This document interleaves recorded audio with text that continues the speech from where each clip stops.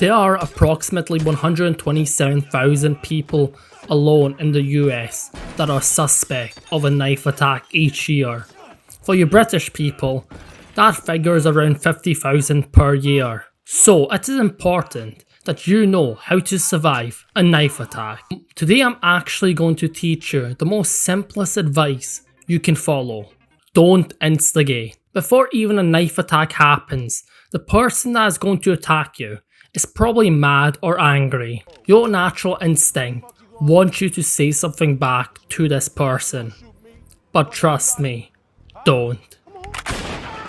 Just walk away. Instigating a fight is one of the easiest ways to get yourself stabbed. In most situations, when people get angry at you, you can just simply walk away. But most people don't because their ego is massive. They don't want to prove a point. They want to get the last word in, or they don't want to look weak. None of that matters when the situation escalates to you getting stabbed. So the smartest thing you can do is just simply walk away and drop the ego. So if you try to de-escalate the fight by walking away and that doesn't work, the first thing you do is run. Just run. That is the simplest advice ever. You're not here to fight. You're here to survive. But the moment that knife comes out, people suddenly think they're John Rambo and believe they can take on the attacker. Yes, running might make you look like a little bitch, but guess what?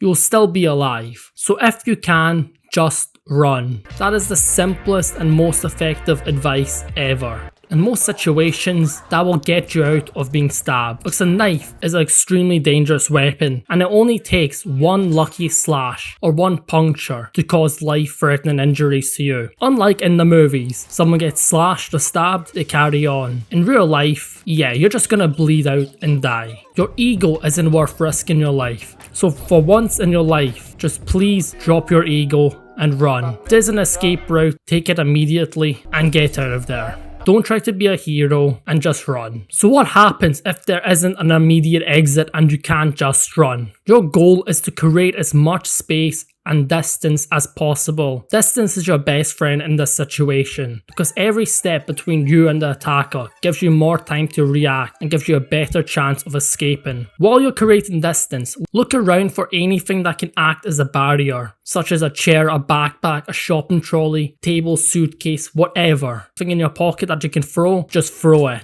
You have a belt, use it to create space. Anything that forces the attacker to back up even more can save you valuable seconds. And those few seconds can be the difference between getting away and getting caught. While you're creating space, shout as loudly as possible and be specific. Shout he's got a knife, call the police or help. People react much faster when they understand what's happening. And the most important part is to keep moving and keep looking for exits. Do not allow yourself to get trapped in a corner. Even if it's the smallest chance to escape, you take it, because that's your best chance of survival. You're cornered. So what happens if there's no way to run and no escape routes? I'll tell you. You do anything you have to do to survive. Your adrenaline at this point will be through the roof and will likely give you hysterical strength. This will be extremely helpful in this scenario for you. Also hit your attackers in the weak points. You punch them in the balls, you poke them in the eyes, you even pull a Mike Tyson and you bite their ear. At this point, it isn't even about fighting fair, it's about giving yourself the best chance of escaping. Also, use their environment as a weapon. You see a plate, you throw it at them.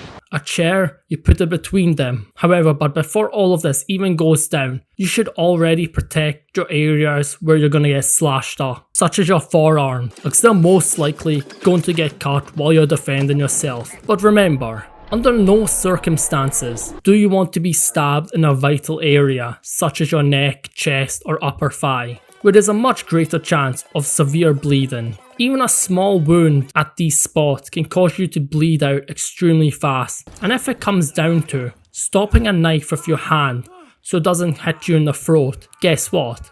You use your hand as a shield. So while you're fighting, and if you don't have the opportunity to look for an escape route, or if you're cornered, you should be trying to control the knife by controlling the attacker's wrist. You're almost certain going to get slashed up.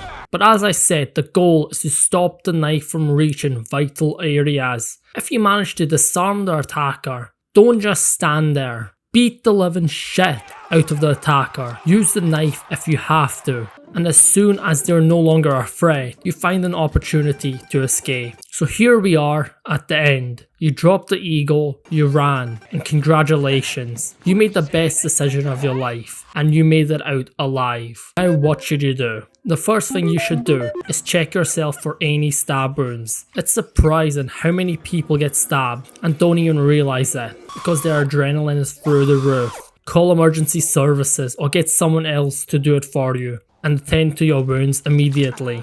As I said, even the smallest wound can be fatal. After that, take a deep breath and let out a sigh of relief because you're alive. And remember, surviving a knife attack isn't about fighting, it's about making the right decisions under pressure. Drop your ego, create distance and escape whenever you can, and do whatever you have to do to get home. So if you have enjoyed this video, please be sure to share it with everyone else. Other than that, bye.